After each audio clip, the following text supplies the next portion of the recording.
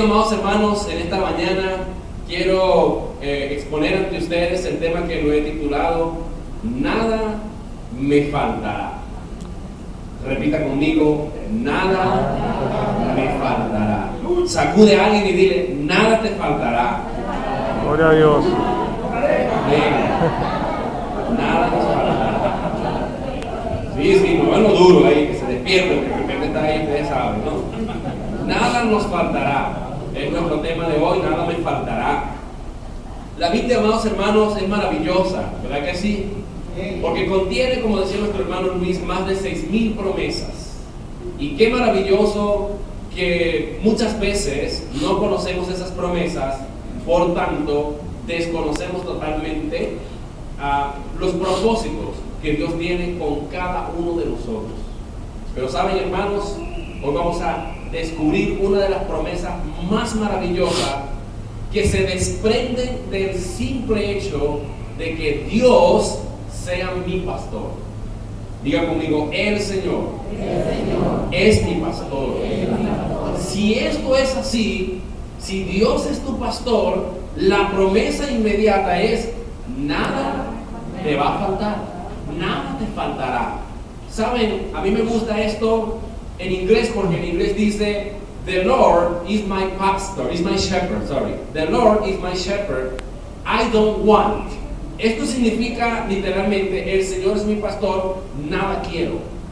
Nada quiero. Esto significa, en pocas palabras, eso de que nada quiero, no es que nada quiero, sino que no hay necesidad de nada. Ahora, lo que vamos a explicar hoy, esta afirmación, el Señor es mi pastor, nada me faltará, es una declaración de causa y efecto. ¿Cuál es la causa? El Señor es mi pastor. ¿Cuál es el efecto de que el Señor sea mi pastor? Nada me faltará. ¿Qué vamos a hacer acá hoy? Vamos a estudiar qué es lo que David tenía o entendía como nada me faltará. Nada, acá en el contexto, no significa nada. ¿Me escuchó? O sea, Señor, yo tengo que tener un carro porque dice que tú eres mi pastor, nada me faltará. ¿Estará incluido el carro en la lista? Señor, yo tengo que tener una esposa porque tú eres mi pastor y dice el Señor mi pastor, nada me faltará. Así que me das mi esposa o mi esposo. Eso cuadra en el contexto, es lo que vamos a estudiar hoy, a ver si eso también implica o aplica, para que entendamos que nada no significa nada. Nada implica una lista de 8 cosas aproximadamente que Dios, de 9 cosas, perdón, aproximadamente que Dios nos promete en el Salmo 23. Amén. Vamos por favor a abrir su Biblia en este Salmo tan precioso. Jehová es mi pastor, nada me faltará. Concéntrese allí y vamos a estudiar la Biblia. Dice la palabra del Señor. Vamos a ir desglosando versículo por versículo hasta descubrir cada una de esas cosas que no deben faltarme si tengo al Señor como mi pastor. La palabra pastor significa 2 cosas en la Biblia. En primer lugar, significa el que me da el pasto. El que me da el pasto, pastor, el que me provee el alimento, el pasto. Y en segundo lugar, significa el que cuida al rebaño. El que cuida al rebaño. Bien, dice la palabra del Señor, Jehová es mi pastor. Diga conmigo. ¿Qué te va a faltar? Nada me faltará. Quiero que usted entienda que nada no significa nada, sino simplemente estas cosas que vamos a estudiar acá. Dice en primer lugar, la primera cosa que Dios nos da cuando lo tenemos como pastor a Él: en lugares de delicados pastos me hará descansar. La primera cosa que notamos acá es que Dios, si Él es mi pastor, no me debe faltar la provisión. Primera cosa que no me falta. Diga conmigo, provisión.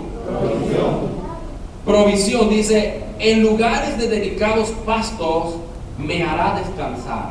O sea que no solamente utilizo el pasto porque las ovejas comen pasto. Para comérmelo y alimentarme, nutrirme, la provisión del pastor, sino que sobre ese pasto también me puedo acostar. Esto habla de abundancia, de que Dios provee, y cuando provee para que, en abundancia, para que nosotros nos saciemos. Pero está hablando del pasto que representa la provisión de Dios. Dios siempre le va a proveer a los hijos de Dios. Si usted se va, por ejemplo, a Salmo 37, 25, hay una promesa maravillosa. Aquí mismo, unas 3 páginas hacia adelante, 37, 25, la experiencia de un hombre de Dios, de este mismo David, que dijo: el Señor es mi pastor, nada me faltará, y dice que Dios lo llevaría hacia el pasto para que él descansara. Tú descansas, en primer lugar, tú descansas porque tienes el alimento, porque comiste. ¿Qué pasa cuando en la nevera, tú abres la nevera y lo que encuentras es sal y agua? No puedes descansar, no te puedes acostar a dormir, estás muy preocupado, entras en un estado de crisis nerviosa porque no tienes que llevarte a la boca, y más si tienes hijos pequeños, entras en un estado desesperante, de afán. Pero cuando está la provisión, tú abres la nevera, y si eres mujer, abres la nevera y sientes un alivio. ¡Wow! Descanso, ¿verdad? Porque está la provisión allí. Cuando ves el pollo, así sea de mercado, cuando veas la comida y la nevera full y la alacena full, tú dices, te sientes tranquilo y en paz y en quietud, porque sabes que hay provisión. Dios promete eso. ¿Sabes lo que dice el Salmo 37, 25? Y esto lo dijo el mismo David. Dijo lo siguiente: joven fui y he envejecido. Está hablando a alguien que fue niño, que fue adolescente, que fue joven y que llegó hasta el estado de vejez. He envejecido. A lo mejor dijo: joven fui y he envejecido. A lo mejor lo dijo así porque ya estaba viejo David cuando dijo esto. Hablaba así, ¿verdad?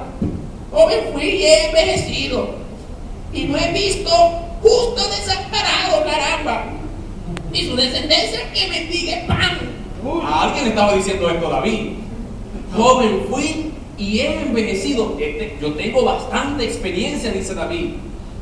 Pasé por todos los procesos de crecimiento de una persona. Ya estoy chochito, estoy viejito. Mire, fui joven y he envejecido, pero sé algo, aprendí algo, la vida me ha enseñado algo. ¿Sabe lo que me ha enseñado la vida? Dice: no he visto justo desamparado. No hay justo que Dios no desampare, ni su simiente o descendencia, ¿verdad?, que mendigue pan. Cuando Dios es nuestro pastor y nosotros caminamos bajo la cobertura de Dios, ¿saben? Dios nunca deja que sus hijos se acuesten sin comer. Él siempre va a proveer. Por eso la oración del Padre Nuestro de nuestro Señor Jesucristo en Mateo 6 dice, en una de sus porciones, dice: danos hoy nuestro pan de cada día.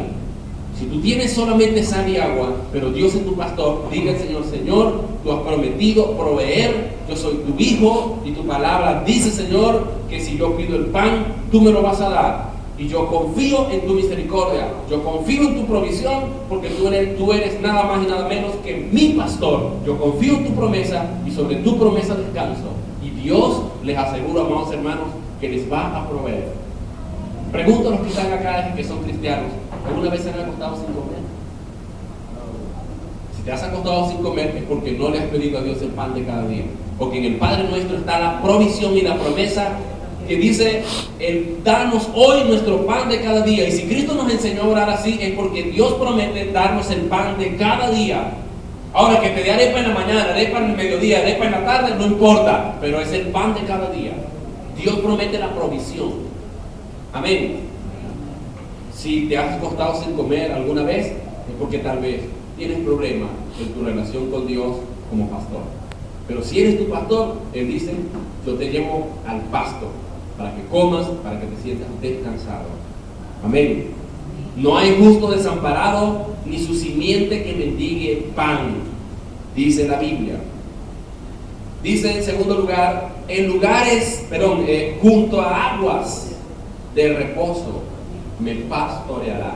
La segunda cosa que Dios nos otorga cuando es nuestro pastor es descanso, reposo. ¿Cuántos de nosotros estábamos cargados angustiados, preocupados, sin propósito, sin sentido en la vida, y necesitábamos, amados hermanos, descansar. Hasta que entendimos el mensaje de Cristo que nos dice: echen toda su ansiedad sobre mí, echen todas sus cargas sobre mí. Jesús dijo: mi yugo es fácil y mi carga es ligera.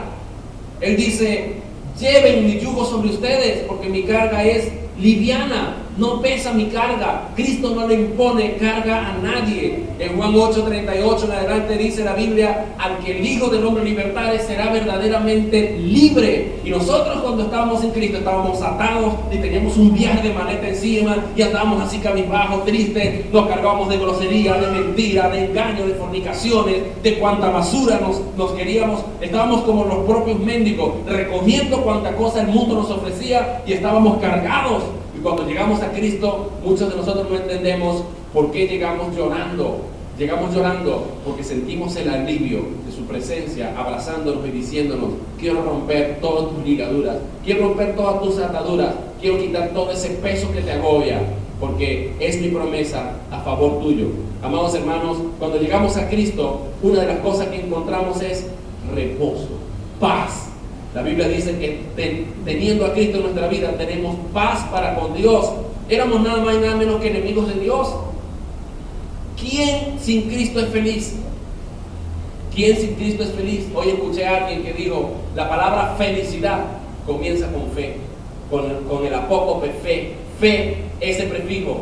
Se necesita la fe en primer lugar, ejercer fe en Jesucristo, ejercer fe en Dios, que Dios sea mi pastor, para que la felicidad comience. Pero la palabra felicidad comienza con la palabra fe. Hasta que recibimos a Cristo y decidimos tener una relación personal con Él, no intelectual, porque muchas personas conocen de la Biblia, muchas personas conocen de Dios intelectualmente, pero no lo conocen en la intimidad, porque no oran, como decía la canción en las danzas ahorita, porque no tienen una relación personal con Dios, porque no nos comunicamos con Él. Pero cuando nosotros comenzamos a ejercer fe y depositamos la fe en Dios, viene el verdadero reposo. Vean ustedes, por ejemplo, lo que dice Hebreos 4, versículo 8 al 11. Hebreos 4, del 8 al 11, donde la Biblia nos dice que los que estamos en Cristo hemos entrado al verdadero reposo de Dios. Ya no necesitamos guardar el sábado, ya no necesitamos guardar ningún día de reposo. ¿Por qué? Porque Cristo es el descanso de la humanidad, y así mismo se proclama en la Biblia.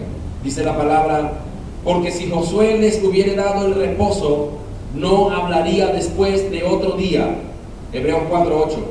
Por tanto, queda un reposo para el pueblo de Dios, porque el que ha entrado en su reposo también ha reposado de sus obras, como Dios de las suyas. Versículo 11.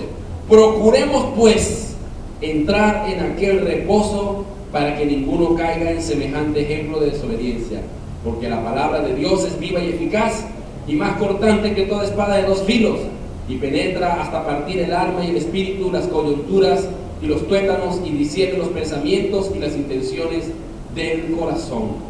Lo que la Biblia nos está revelando acá es que Jesucristo, el que está en Cristo, entra en el verdadero reposo. Si usted lee todo el capítulo 4, dice: porque en cierto lugar, versículo 4, en cierto lugar dijo así del séptimo día, y reposó Dios de sus obras en el séptimo día. Y otra vez aquí: no entrarán en mi reposo. Esta es una sentencia contra los judíos, porque no recibieron a Cristo. Por lo tanto, puesto que falta que algunos entren en Él, y aquellos a quienes primero se les anunció la buena nueva no entraron por causa de su desobediencia. Otra vez termina un día, hoy, diciendo, después de tanto tiempo, por medio de David, como se dijo: si oyeres hoy su voz, no endurezcáis vuestros corazones. La Biblia dice que el reposo verdadero, la gente para entrar al verdadero reposo, es que si oye la voz de Dios, no endurezcas tu corazón. Acepta, recibe el regalo de Dios, a Cristo en tu corazón, y entonces el reposo, entras al verdadero reposo. Por eso dice que me lleva a lugares ¿de qué? De agua. De agua. ¿Cómo son las aguas a donde Dios me lleva? Aguas tranquilas, agua de reposo, aguas calmadas, Allí Dios nos lleva cuando Él es nuestro papá.